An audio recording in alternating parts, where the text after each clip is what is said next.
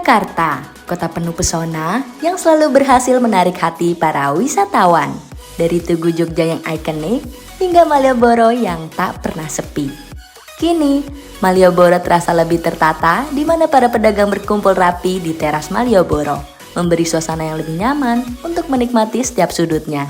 Sepanjang jalan ini, kuliner tradisional hingga batik dan kerajinan tangan khas Jogja siap menyambut untuk menciptakan pengalaman unik di setiap langkah.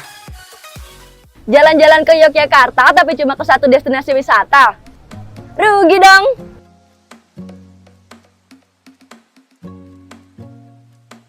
Ada pengalaman baru yang lebih seru buat kalian yang suka sejarah dengan nuansa modern. Hanya dengan tiket 10.000 untuk dewasa dan 5.000 untuk anak-anak hingga pelajar, kalian udah bisa menikmati pengalaman seru dan juga edukatif ditemani dengan edukator yang siap menemani kalian untuk menjelajah Museum Sono Budoyo.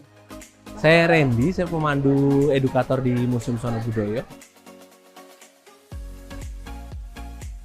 Mas Randy, kalau misal Museum Sono Budoyo ini sejarah dan juga di gedung ini tuh kira-kira apa aja kira-kira yang bisa saya lihat yang menarik gitu? Jadi di Museum Sono Budoyo ini ada dua gedung ya. Gedung pertama ini yang kita datang ini ada gedung Thomas Karsten. Di mana kalau Thomas Karsten ini ada 12 ruangan. Di antaranya juga isi koleksinya macam-macam ya, mulai dari ada senjata, permainan tradisional, prasejarah, batik dan lain sebagainya. Nah itu dia. Nah nanti juga di gedung kedua kita ada kurang lebih 6 lantai.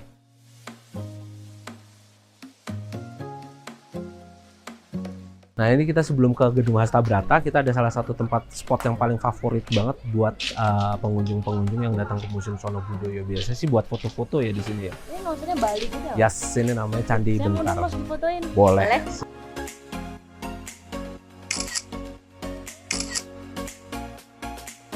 Oke, saat ini kita sudah sampai di gedung Hastabrata, di mana Hastabrata ini memiliki 6 lantai dan difokuskan menjaga kebudayaan dari 4 daerah. Jadi dulu Java Institute itu sendiri punya misi untuk menjaga kebudayaan dari 4 daerah, dari Jawa, Bali, Madura, dan dari Lombok. Jadi dengan banyaknya lantai di sini, banyak hal juga yang bisa kita lihat. Salah satu yang mungkin kita bisa lihat sebelah sana. Ini di lantai kedua kita ada koleksi topeng Panji, di mana topeng Panji ini jadi bisa dibilang ikon utama di Museum Sono Budoyo.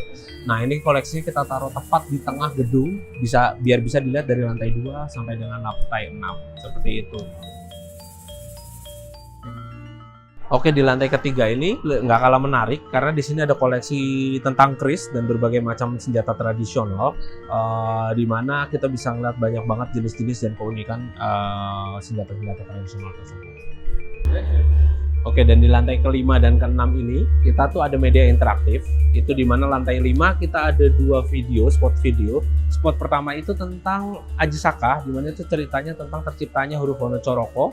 Lalu spot keduanya itu kita ada lorong waktu. Di situ ada 3 cerita. Cerita pertama itu penyerangan Batavia, kedua ada Palehing Nagari, sama yang terakhir ada Adeging Nagari.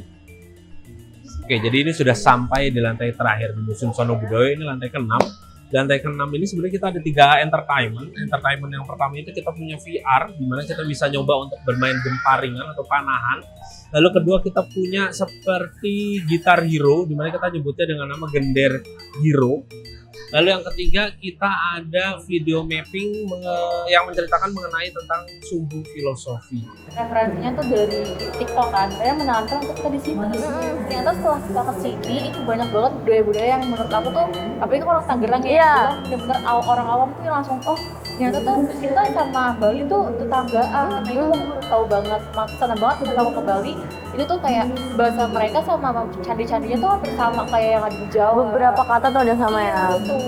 Gimana? Seru kan? Bisa lo jalan-jalan ke tempat sejarah yang asik dan interaktif. Jogja selalu punya cara untuk menceritakan keistimewaannya. Itulah yang membuat kita ingin selalu kembali dan menjelajahi.